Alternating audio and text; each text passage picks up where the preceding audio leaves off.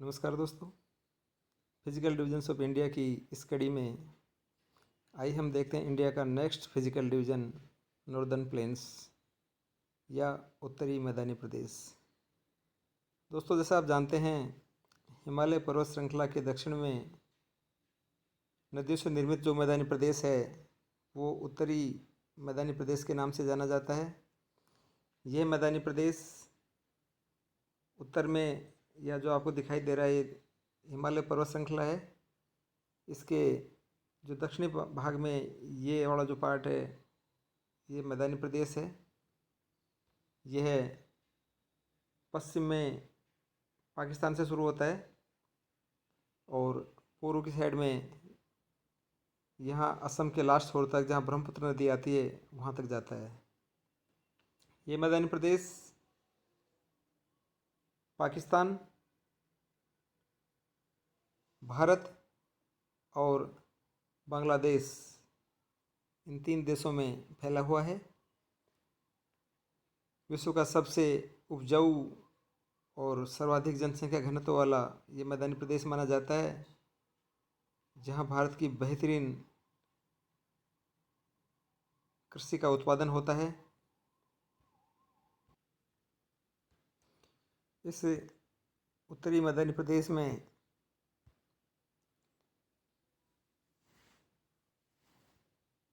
जो नदी तंत्र हैं उन्हें 3 भागों में डिवाइड किया गया है। हिमालय की पर्वत श्रृंखलाओं के पैरेलल ये मैदान विस्तृत है। ये एक समतल मैदान माना जाता है जो सिंधु, गंगा और ब्रह्मपुत्र नदी और उनकी सहायक नदियों से निर्मित हुआ है।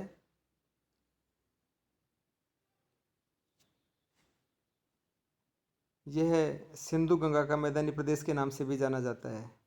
हिमालय पर्वत से जो नदियाँ बह के आती हैं, उनके अपर्दन के फलस्वरूप जो मिट्टी और कंकड़ पत्थर और जो उपजाऊ मिट्टी, पोषक तत्व आदि नदी में बह के आते हैं, उनके निक्षेप से जो मिट्टी जमा होती है, उस जलोढ़ मिट्टी से इस उपजाऊ मैदान का निर्माण हुआ है।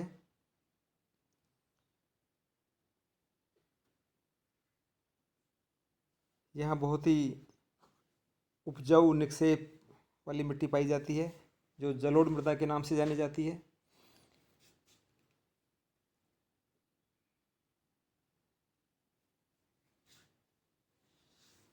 इस मैदान का औसत क्षेत्रफल लगभग 7 लाख वर्ग किलोमीटर के आसपास है। इसकी औसत चौड़ाई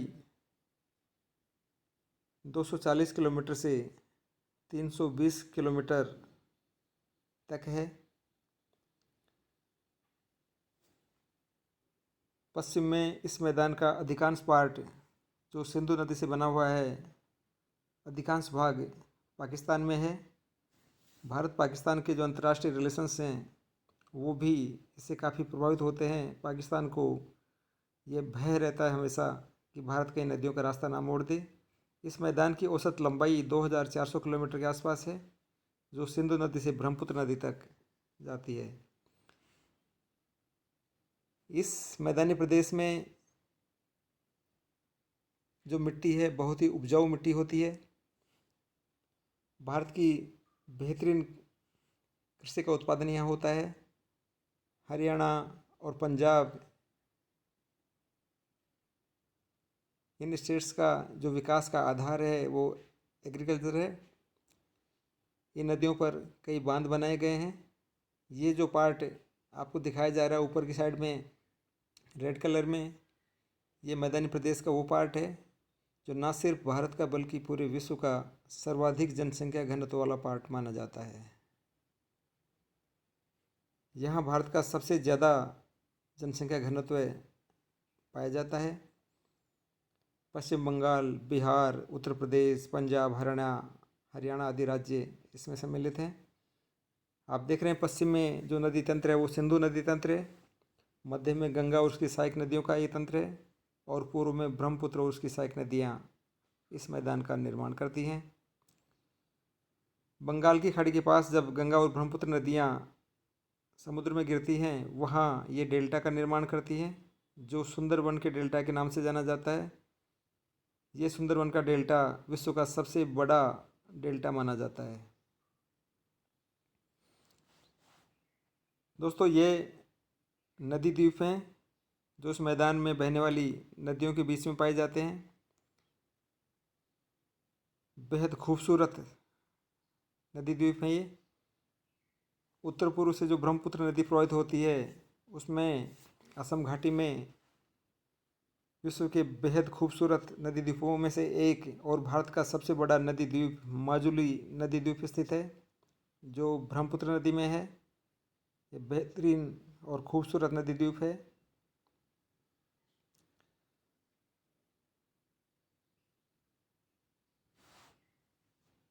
नदियों के साथ जो उपजाऊ और पोषक तत्व आते हैं वो उस मैदान में जमा होते रहते हैं। नाइट्रोजन, फास्फोरस, पोटास जैसे उपजाऊ तत्व इस मैदानी प्रदेश में पाए जाते हैं। ये मैदान 3 भागों में डिवाइड है। पश्चिम में सिंधु नदी तंत्र से निर्मित मैदान, मध्य में गंगा नदी से निर्मित मैदान और पूर्व में ब्रह्मपुत्र नदी से निर्मित मैदान। पश्चिम में सिंधु और उसकी सहायक नदियों से इस मैदान का निर्माण हुआ है। सिंधु और उसकी सहायक नदियाँ झेलम, चिनाब, रावी, व्यास और सतलज नदियाँ हैं। इस मैदान को पंजाब के मैदान के नाम से भी जाना जाता है। देखिए, झेलम नदी, ये चिनाब नदी, ये रावी नदी, ये व्यास नदी और ये सतलज नदी। इन 5 नदियों के नाम से ही इस मैदान का नाम पंजाब का मैदान पड़ा है और पंजाब राज्य का नाम भी इसी नाम पर पड़ा है, यानी 5 नदियों का आब। ये जो पंजाब नाम पड़ा है, पंच का मतलब 5 और आब का मतलब जल, तो 5 नदियों का ये जलीय क्षेत्र है। इस आधार पर इसका नाम पंजाब पड़ा है। इन नदियों का अधिकांश पानी बहकर पाकिस्तान में चला जाता है, जो इंडिया पाकिस्तान के इंटरनेशनल रिलेशंस को इफेक्टिव करता है। 2 नदियों के बीच का जो क्षेत्र होता है वो दोआब कहलाता है।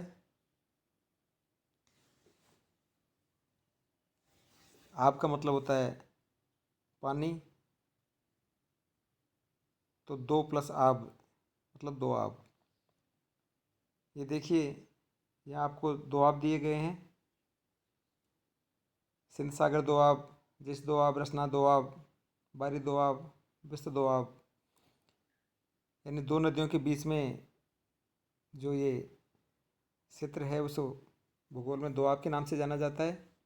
कई बार हमसे कमेंट्स में पूछ लिया जाता है कि कौन सा दोआब किन नदियों के बीच में है। उदाहरण के लिए जैसे बिस्त दोआब है वो ब्यास और सतलज नदी के बीच में पाया जाता है।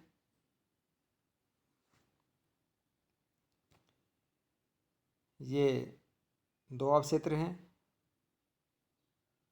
पंजाब में बेहद उपजाऊ क्षेत्र है ये। उसके बाद ये बीच वाला मैदानी प्रदेश, जिसे मध्यवर्ती मैदानी प्रदेश कहते हैं, ये गंगा के मैदान के नाम से जाना जाता है। उत्तर प्रदेश, बिहार, बंगाल राज्य में फैला हुआ है।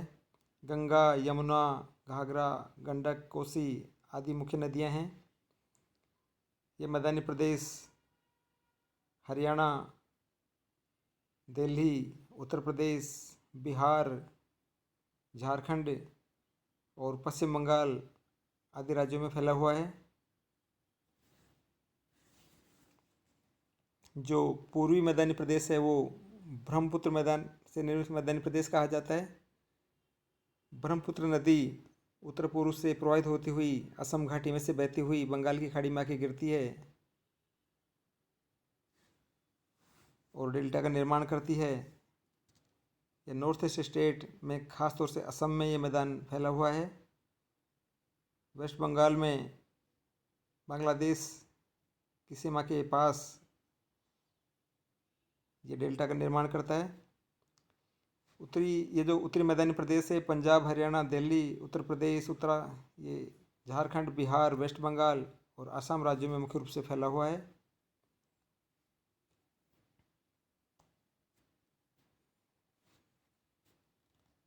विश्व का सबसे बेहतरीन और सबसे उपजाऊ मैदानी प्रदेश भारत का खूबसूरत पार्ट है ये।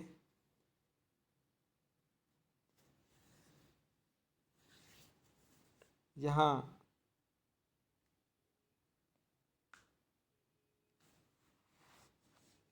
जलोढ़ मिट्टी बहुतायत से पाई जाती है, अनेक वनस्पतियाँ पाई जाती हैं और अनेक जीव जंतु वगैरह यहाँ पाए जाते हैं।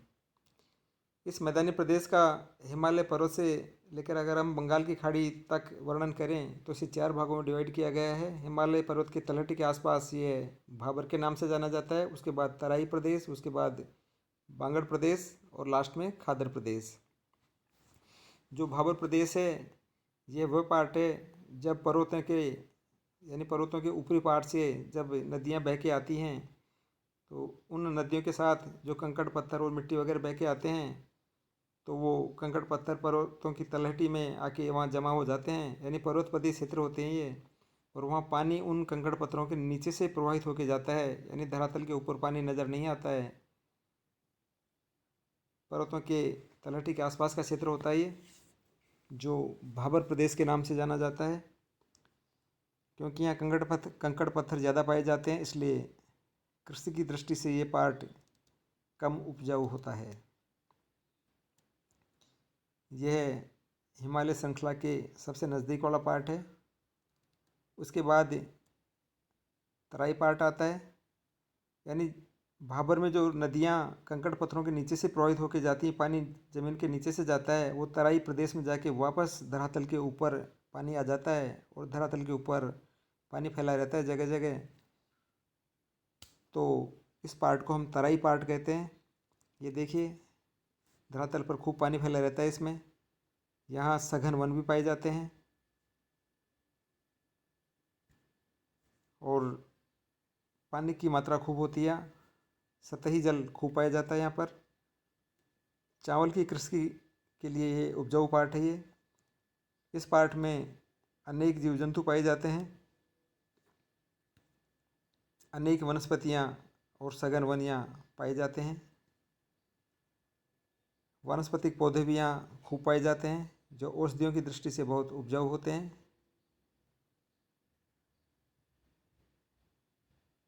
विभिन्न प्रकार के पक्षी यहाँ आते हैं और माइग्रेट पॉपुलेशन भी यहाँ काफ़ी पाई जाती है। तराई वाला जो पार्ट है उस पार्ट में भारत के महत्वपूर्ण नेशनल पार्क स्थित हैं।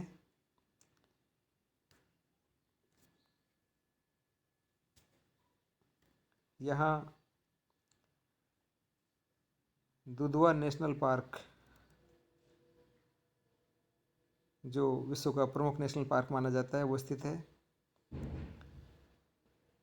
भाबर तराई के बाद में जो तीसरा पार्ट है मैदानी प्रदेश का वो बांगड़ के नाम से जाना जाता है। बांगड़ मैदान वो मैदानी पार्ट हैं जो पुराने जलोढ़ के मैदान कहलाते हैं, यानी नदियों के वो बाढ़ के मैदान जहाँ पहले बाढ़ का पानी जाता था लेकिन अब वहाँ बाढ़ का पानी नहीं जाता है, तो ये पुराने जलोढ़ मैदान बांगड़ के नाम से जाने जाते हैं।